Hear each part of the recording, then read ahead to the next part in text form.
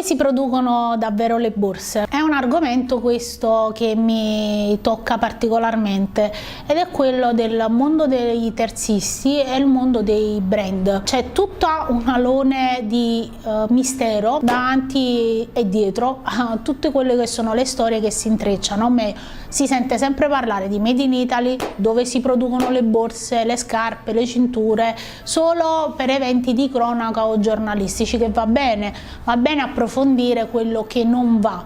Quello che non va bene è che questa cosa si fa ad intermittenza e porta degli strascichi poi per lungo tempo senza portare delle reali opportunità. Dove si producono le borse, dove si producono i prodotti in genere del Made in Italy eccetera, è una delle questioni centrali su cui, fra virgolette, mi batto, ma non è che mi batto soltanto per una questione di parlare, è perché davvero manca l'informazione per il consumatore, la tutela per chi produce, di produrre in Italia a determinati canoni e di avere un vantaggio competitivo da questo, sia per chi acquista il prodotto e quindi anche per chi lo va a vendere e anche per chi lo produce. Parlo da tempo di certificare la filiera, magari anche a grandi linee, perché in realtà sembra una cosa paradossale, ma non esiste una certificazione di filiera come o comunque una rete di imprese che si sono unite e hanno detto il Made in Italy ha questi parametri, è stata fatta la pizza patrimonio dell'UNESCO, adesso pare sia la stessa cosa per il pesto,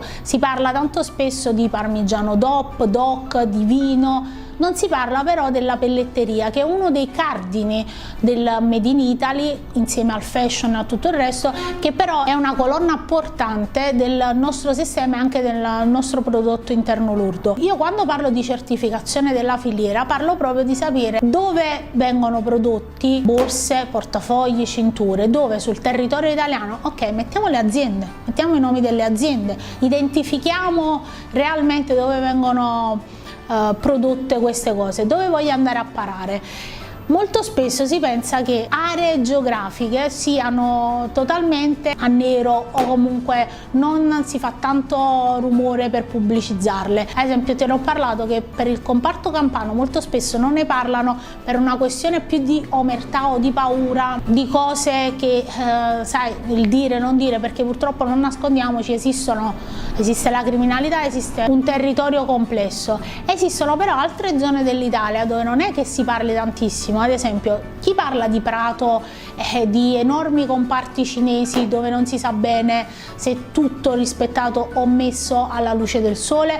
Non voglio fare io italiana, tu cinese, perché siamo tutti italiani e siamo tutti sul territorio italiano. Allora cominciamo a vedere un attimino perché la gente non dice che le borse le fa fare a Prato, e posso assicurarti che ci sono tanti brand che fanno produrre le borse a Prato e poi non lo dicono, o comunque quando lo vai a chiedere non te lo precisano. Perché? Perché non dirlo tranquillamente?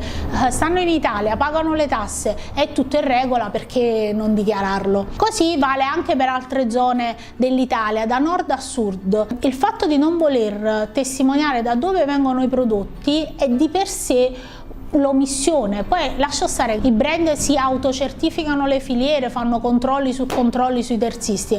Questo poi andrebbe fatto a lungo raggio anche per i materiali, l'approvvigionamento dei materiali. Questo vale per i materiali vegan, per tutto quello che sono i materiali che vengono utilizzati per l'assemblaggio di queste materie. Insomma, cercare di creare qualcosa che identifichi un prodotto e che il consumatore sia consapevole di quello che sta comprando. Questo cosa porterebbe? Un vantaggio per il territorio italiano, fatto di tante aziende che come me insomma cercano di combattere con le tasse e con tutto il resto e cercano di acquisire nuovi clienti. Porterebbe lustro al Made in Italy, perché ovviamente un Made in Italy certificato vale molto più di un'etichetta che adesso è. Tu cosa ne pensi?